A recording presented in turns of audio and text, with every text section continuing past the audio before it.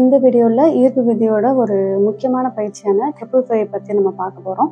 So இந்த triple five வந்து நான் எதுக்கு இம்பார்ட்டன்ட் அப்படின்னு சொல்கிறேன்னா, இந்த ட்ரிபிள் ஃபைவ் தான் வந்து என்னோட லைஃப்பில் ஒரு பெரிய சேஞ்சஸ் கொண்டு வந்துச்சு அப்படின்னு நான் சொல்லுவேன்.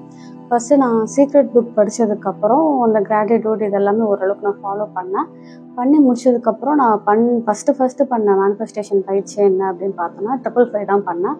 ட்ரிபிள் ஃபைவ் வந்து முன்னாடி என் லைஃப் இருந்ததுக்கும் நெக்ஸ்ட்டு ஒரு பெரிய சேஞ்சஸ் கொண்டு வந்தது.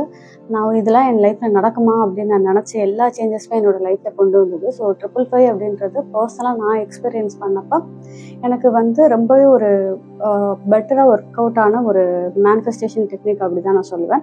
ஸோ இந்த ட்ரிபிள் ஃபைவை பற்றி உங்ககிட்ட ஷேர் பண்ணலாம் அப்படின்னு சொல்லிட்டு தான் இந்த வீடியோ எடுத்து ஸ்டார்ட் பண்ணேன். இப்போ இந்த ட்ரிபிள் ஃபைவ் மெத்தட் வந்து எப்படி பண்ணலாம், இது மூலமாக மேனிஃபெஸ்டேஷன் எப்படி ஒர்க் ஆகும், இதுக்கு பின்னாடி இருக்கிற சயின்ஸ் என்ன, இதை எப்படி வந்து நம்ம லைஃப்பில் அப்ளை பண்ண போகிறோம் அப்படின்னு சொல்லிட்டு தான் இந்த வீடியோவில் பார்க்க போகிறோம். ஸோ ஃபஸ்ட் டைம் நம்ம வீடியோ பார்க்குறீங்க அப்படின்னா நம்ம வீடியோ ஃபுல் அண்ட் ஃபுல் ஈர்ப்பு விதியை பற்றி தான் நான் பேசிகிட்டு இருக்கேன். ஸோ இந்த வீடியோ பார்த்து முடிச்சுட்டு நீங்கள் என்னோட பழைய வீடியோஸ் பார்த்தீங்க அப்படின்னா நான் என்ன பேசுகிறேன் அப்படின்றது உங்களால் தெளிவாக புரிஞ்சுக்க முடியும். ஈர்ப்பு விதினா என்ன, எண்ணம் போல் வாழ்க்கை தானே. ஸோ நான் நினச்சாலே போதும் இல்லை, எனக்கு ஒரு விஷயம் இருக்குது, அதை நான் ஜஸ்ட்டு நினச்சாலே போதும், என் லைஃப்பில் நடந்துடும்.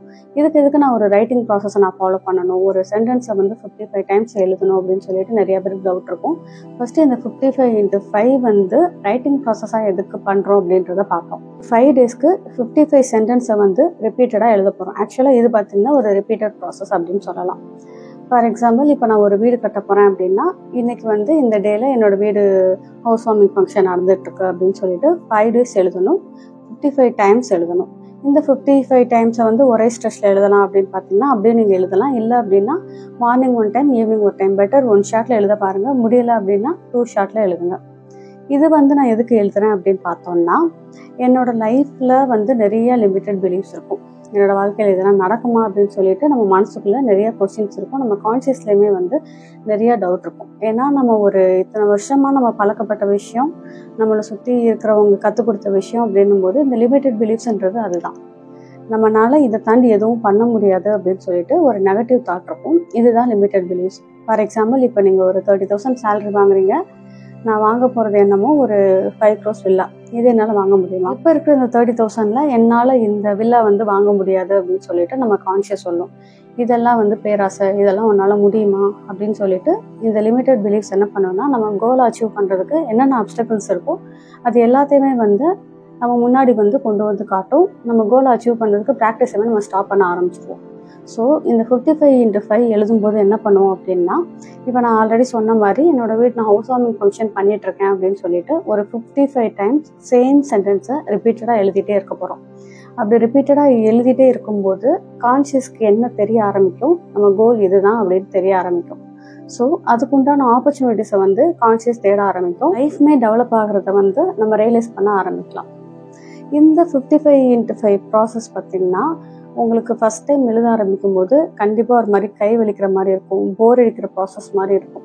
இது ஆல்ரெடி வந்து 369 பற்றி நான் உங்களுக்கு எக்ஸ்பிளைன் பண்ணியிருக்கேன். அது பார்த்திங்கன்னா ரொம்ப ஈஸியான ப்ராசஸ். பட் இந்த 55 அப்படின்னும் போது இது கண்டிப்பாகவே ஒரு மாதிரி போர் அடிக்கிற ப்ராக்டிஸாக இருக்கும். ஏன்னா எனக்கு ஃபஸ்ட் டைம் நான் எழுதும்போது, நான் ட்ரை பண்ணும்போது எனக்கே வந்து இது என்னடா நம்ம எழுதுகிறோமே அப்படின்ற மாதிரி தான் எழுத ஆரம்பித்தேன். பட் என்னோடய லைஃப்பில் பார்த்திங்கன்னா நிறையா எனக்கு சேஞ்சஸ் கொண்டு வந்துச்சு. நான் ஃபஸ்ட்டு அதுக்கு முன்னாடி ஒரு ஜாபில் இருந்தேன்.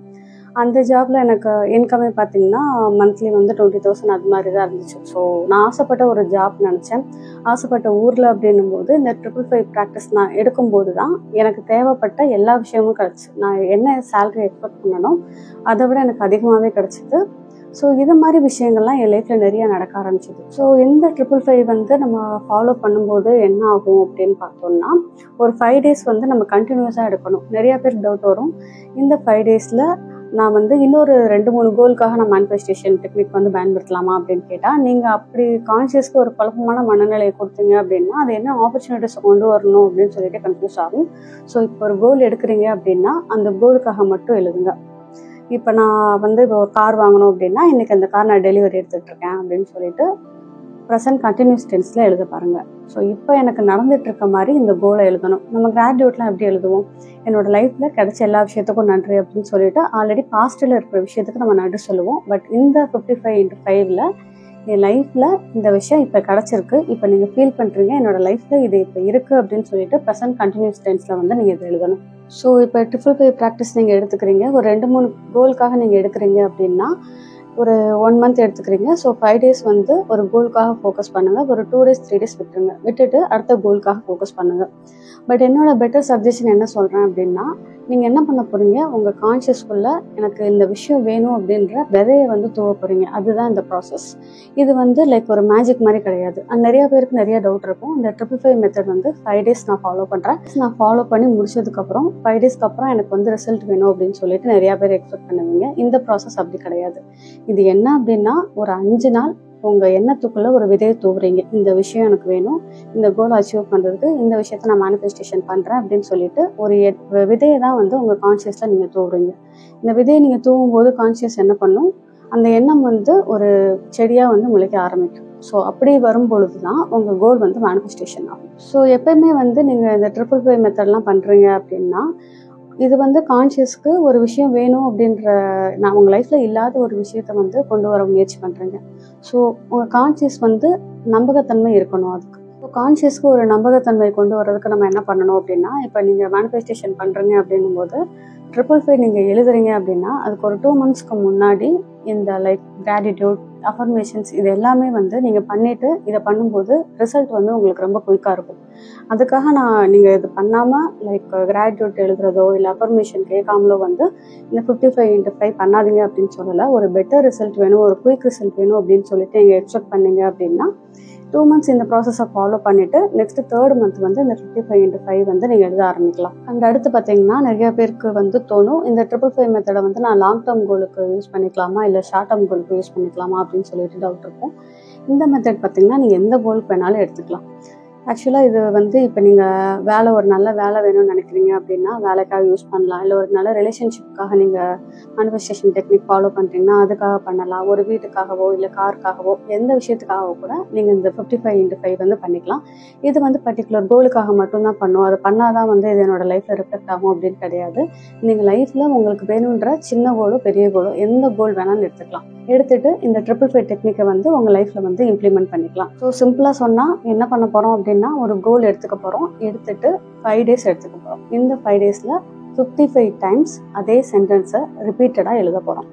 லைக் இப்போ எனக்கு ஒரு கார் வேணும் அப்படின்னா இந்த காரை வந்து நான் டெலிவரி எடுத்துகிட்ருக்கேன் அப்படின்னு சொல்லிட்டு அந்த காரோட மாடலோ இல்லை அது கலரோ இது மாதிரி விஷயங்களும் ஸ்பெசிஃபை பண்ணி எழுதுங்க. பட் சென்டென்ஸ் வந்து ரொம்ப பெருசாக இருந்துச்சு அப்படின்னா உங்களுக்கு கைவலிக்க ஆரம்பிக்கும்.